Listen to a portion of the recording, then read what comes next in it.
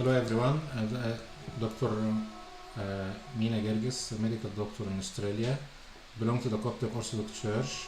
In today's episode of Christianity Simplified, we're going to talk about the topic, does God exist? I'm going to give you evidence that God exists. First thing, I will mention the statement from astrophysicist Robert Jastrow. He stated that the universe came into being as a result of cosmic explosion, what we call the Big Bang, and we cannot find out what caused that to happen. I'll reply that the Big Bang is a theory. This means it's not proven, doesn't have any scientific evidence for it. But again, if you apply the physics rules and laws to that, how you want or how can you scientifically prove that out of nothing something will come, especially if it was something as huge as this universe? The second reply is, assume that this explosion happened accidentally and give rise to this universe, but how did the universe come in that order, and how this order still existing to maintain environmental balance and the life on our planet, for example? So there's humans, plants, animals, water, air. It's in a very nice order to promote our existence on that planet. How this order happened and how it's maintained, unless there was a creator for all that universe.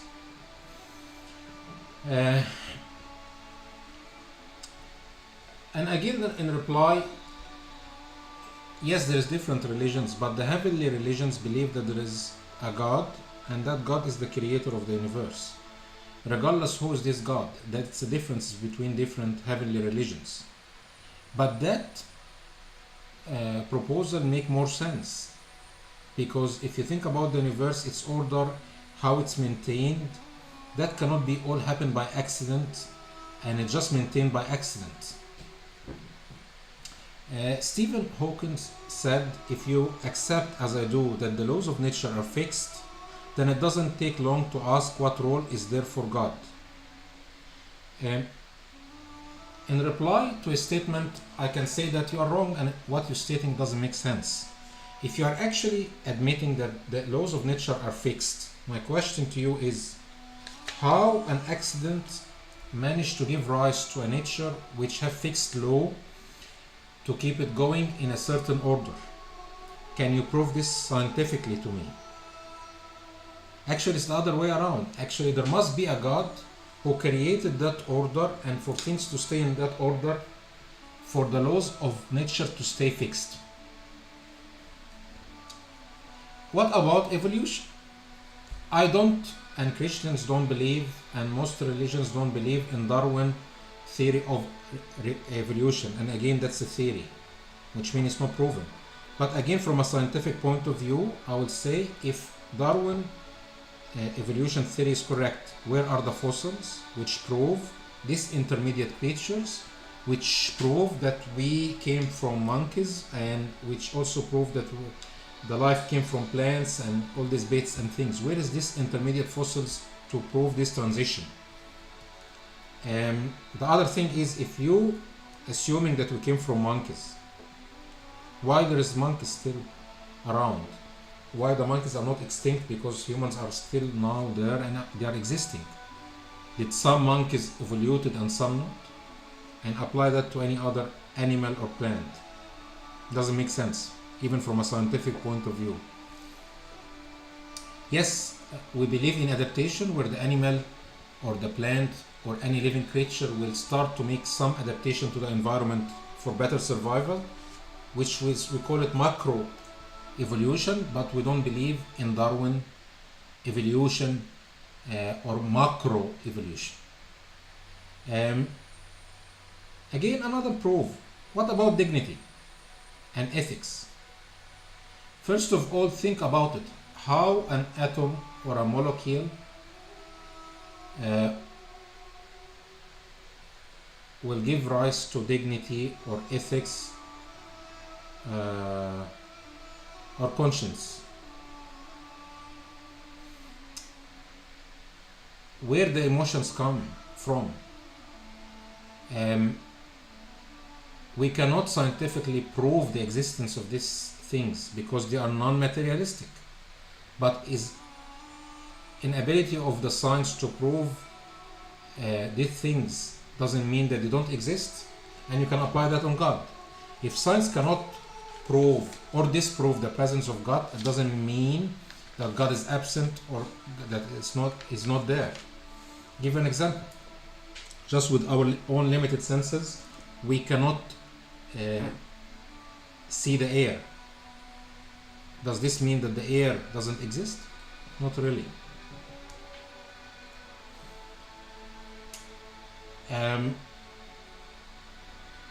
The other thing, if God doesn't exist and we are becoming all like atheists, what's the motivation or the obligation to do good? You can say, to be a good human in the community. What for? Why don't live life as it is, get the most of it because I'm going to die, because there is no God, there is no repercussion, there is no afterlife. And some people live that way. And if you say, but there is culture and things, but culture has changed from one country to another. Where is the moral standards? Where you shall say that's right and that's wrong, that's acceptable, that's not?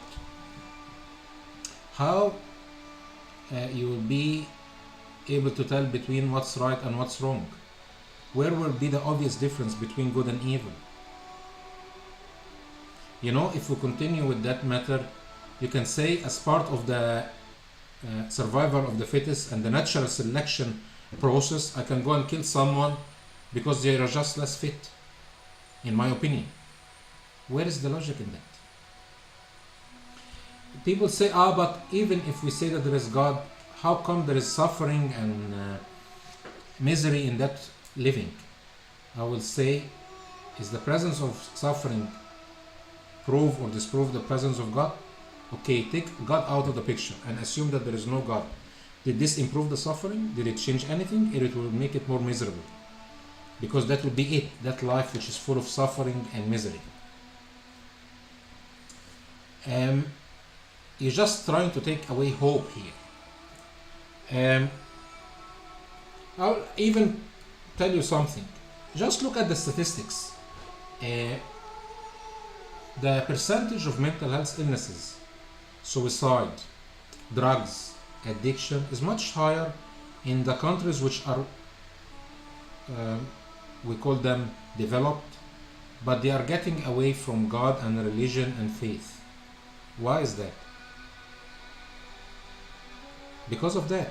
In philosophy they say that our existence is based on what we think of existent to be. If you think of the life that it's meaningless, there is no God, there is no afterlife, it's just life full of suffering, a lot of people will say, what's the point of that? I better end it. And you start to fall into mental illnesses. If they cannot feel and see and have a faith that God exists and He watching what's right and what's wrong and He will judge everyone according to their deeds, you will say, what's the point? There is no repercussion. Again, I will just prove another thing, that God exists in history and He intervened in a lot of historical events. We all know that in history there is the story and the event of the Jews leaving Egypt and crossing the Red Sea, and that is mentioned in 3 religions: Judaism, Christianity, and Islam. But actually that historic event proved that God intervened in some events and deal with His people. I usually say to people who say, prove to me that there is God, I usually reply them back, can you prove to me actually that there is no God? Thank you all for listening. I hope to see you again in another episode. God bless. Bye.